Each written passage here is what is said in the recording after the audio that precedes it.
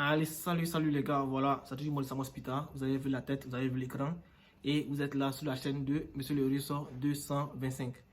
Voilà, tout à l'heure, je vais faire une vidéo pour vous montrer un peu concernant ceux qui m'ont, excusez-moi, concernant ceux qui m'ont posé la question en ce qui concerne la bourse de Singapour et comment est-ce qu'on fait pour les remplir et tout ça, comment est-ce qu'on fait pour postuler et tout ça.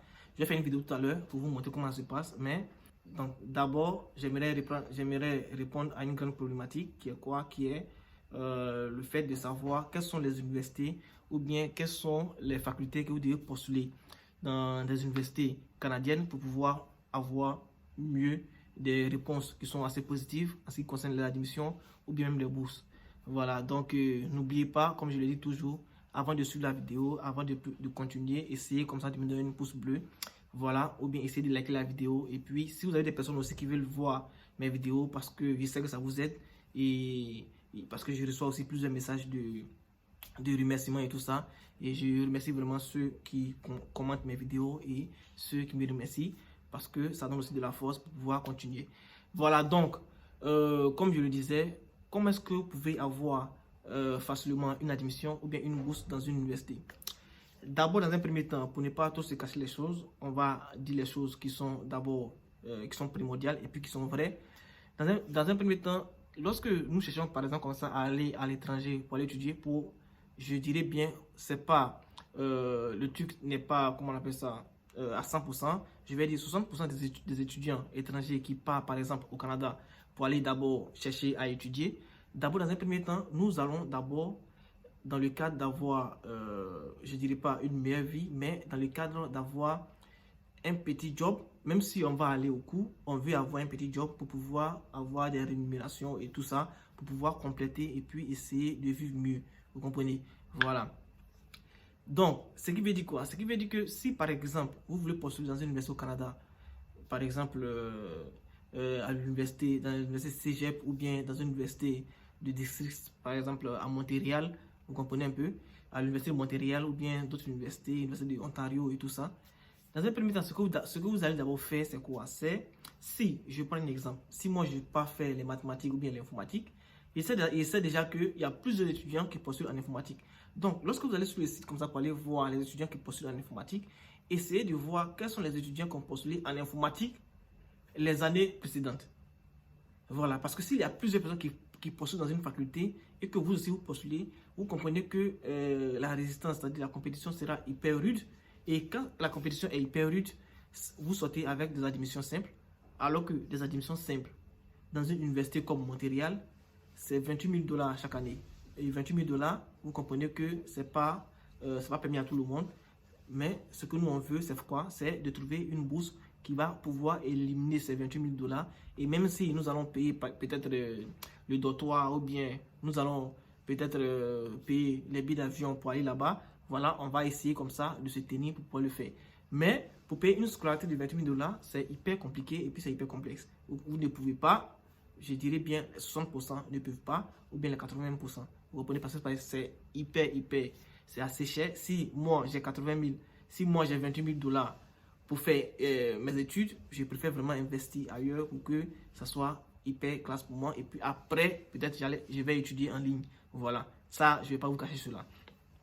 Maintenant, ce que vous allez faire, c'est quoi? Si vous allez étudier, par exemple, en informatique et que c'est ce que vous voulez faire, vous d'abord, si par exemple, c'est hyper rude en informatique, voilà, vous cherchez une faculté où les étudiants ne postulent pas assez pour que vous ayez un peu facilement des bourses.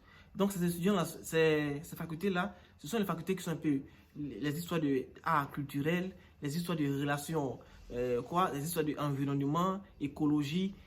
Vous savez déjà que les Canadiens, les universités au Canada mettent beaucoup l'accent sur ça. Et il n'y a pas des étudiants, je vais dire des étudiants étrangers vraiment qui s'intéressent à ça. Donc, vous postulez à ces facultés-là. Lorsque vous allez postuler à ces facultés et que vous allez arriver sur le terrain là-bas, si vous voulez faire l'informatique, ça va dépendre de vous. Vous pouvez faire l'informatique juste en parallèle. Vous comprenez? Vous pouvez faire l'informatique en parallèle, ça va vous arranger. Vous allez vous postuler pour une faculté, par exemple, comme ça, qui est au Canada et qui est prononcée sur l'environnement. Et lorsque vous avez l'admission et la bourse, vous y allez. Et arriver sur le terrain, lorsque vous serez bien installé, vous allez voir autour de vous quels sont les éléments qui sont moins chers en informatique. Et si vous-même vous voulez par exemple économiser pour les faire, vous allez économiser vous allez les faire. Sachez déjà que au Canada, il y a des cégeps. Les cégeps qui sont vraiment en province, c'est pas aussi cher que ça. Voilà. Et si vous êtes par exemple sur le campus, vous pouvez même faire des cours en ligne. Les cours en ligne sont réduits par rapport au cours du jour. Vous comprenez un peu. Donc, vous pouvez faire des cours en ligne qui vont vous, par exemple, comme ça, coûter peut-être 1500 $, ou bien 2000 $. Vous comprenez? Voilà. Donc, vous comprenez que vous n'avez pas grand-chose à perdre. Et de plus, même, vous allez apprendre autre chose sur l'environnement. Voilà, parce que vous avez eu la bourse sur l'environnement, vous allez apprendre autre chose et puis vous allez continuer. L'environnement, c'est pas comme si c'est une faculté qui est phare dans nos études, c'est-à-dire c'est pas une faculté qui est phare comme mathématiques, physique. Non, même si vous êtes mathématicien, vous pouvez aller faire l'environnement pour un master. C'est pas un problème. Vous allez avoir de nouvelles connaissances. Vous comprenez un peu? C'est pas un problème. Donc, les gars, pour ceux qui m'ont posé des questions sur ça, voilà, c'est un peu la technique que moi je voulais vous donner. Parce que, par exemple, moi, quand par exemple un étudiant me sollicite, me dit, bon, moi je veux postuler dans telle faculté, moi j'essaie d'expliquer à l'étudiant, ok, tu veux aller, par exemple, comme ça, tu veux faire du génie civil et tout ça, c'est bien beau, il n'y a pas de problème. Mais je t'informe que pour le génie civil, les années antérieures, il y a au moins quelque chose de pour l'université qu'on demande, l'université de Montréal ou bien l'université U4, il y a au moins 500 personnes ou bien il y a au moins 200 personnes qui ont postulé à cette université, alors que la bourse devait être discernée à seulement 80 personnes. Donc 500 personnes pour 80 personnes, ou bien 300 même pour 80 personnes, vous voyez que le combat sera hyper rude. Maintenant, ça sera des histoires de ceux qui ont bien écrit leur lettre de motivation, ceux qui ont bien organisé les dossiers. S'il y a un petit dossier qui manque, directement vous êtes éliminé. Vous comprenez? Pourquoi? Parce que l'élément est hyper rude. Parfois même lorsque, par exemple, vous postulez et qu'il y a un document qui manque, on vous envoie un message pour vous dire il y a un document qui manque, insérez ce document pour pouvoir avancer. Mais si vous êtes 500, ils vont pas envoyer un message pour vous dire non, insérez bien votre document. Non, ils vont directement vous éliminer parce qu'il y a plusieurs personnes. Vous comprenez? Il y a plusieurs personnes. Il y a plusieurs étudiants qui sont dans cette faculté-là. Ils vont choisir les dossiers qui sont déjà bien faits et tout ça. Et s'ils atteignent les 80 ou bien les 60 qu'ils veulent, directement le reste, ils vont vous envoyer des messages pour vous dire que vous n'avez pas été retenu et tout ça. C'est pourquoi vous devez comme ça vous fixer sur les facultés qui sélectionnent plus, sur les facultés, parce que ça dépend. C'est parce que vous avez, comme je le dis tout le temps, c'est parce que vous avez dit des moyennes, voilà, que vous n'êtes pas sélectionnable. Tout le monde peut être sélectionné. Si moi je postule en chimie, en physique-chimie, et que peut-être il y a 10 de moyenne à l'examen, mais dans la matière physique-chimie, j'ai un peu cartonné là-bas, vous allez voir que j'ai assez de chances d'être sélectionné. Vous comprenez? Parce que c'est ce que la chimie veut, c'est ce que la physique veut. Donc, c'est pas parce que j'ai 10 de moyenne que je ne pourrais pas être sélectionné. Donc, pour ceux qui me posent des questions pour me demander est-ce que 10 de moyenne, je peux être sélectionné, est-ce que comme si, sachez d'abord que si vous avez l'opportunité de postuler à une bourse, moi j'ai déjà vu plusieurs personnes, moi je suis dans ce truc-là, ça fait un peu longtemps, j'ai déjà vu plusieurs personnes qui ont 11 de moyenne, 10 de moyenne, qui ont eu à avoir des admissions et même à des bourses. Vous comprenez? Ça c'était avant ceux qui ont postulé à la bourse de l'université Québec Trois-Rivières. Moi j'ai vu plusieurs étudiants de 10 de moyenne qui ont eu des bourses. Donc ce que moi je suis en train de vous dire c'est quoi? C'est que vous ne devez pas baisser les bras, voilà, même si vous avez dit de moyenne, vous pouvez postuler. Si vous avez l'occasion de postuler, si vous avez l'opportunité de postuler et les moyens pour pouvoir postuler, vous devez les faire. Voilà. Et sachez aussi dans quelle faculté vous allez pouvoir postuler.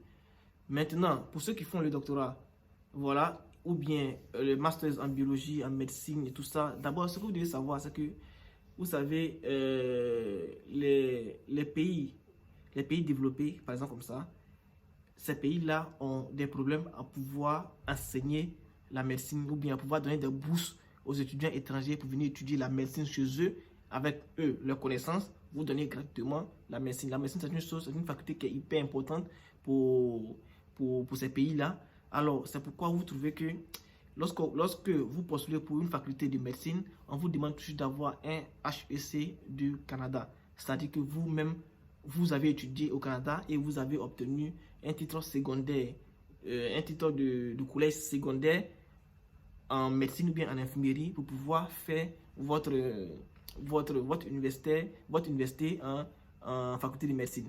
Vous comprenez? C'est pourquoi c'est un peu complexe. Mais néanmoins, il y a au moins 20% des universités qui acceptent cela, des étudiants étrangers qui viennent étudier la médecine. Voilà.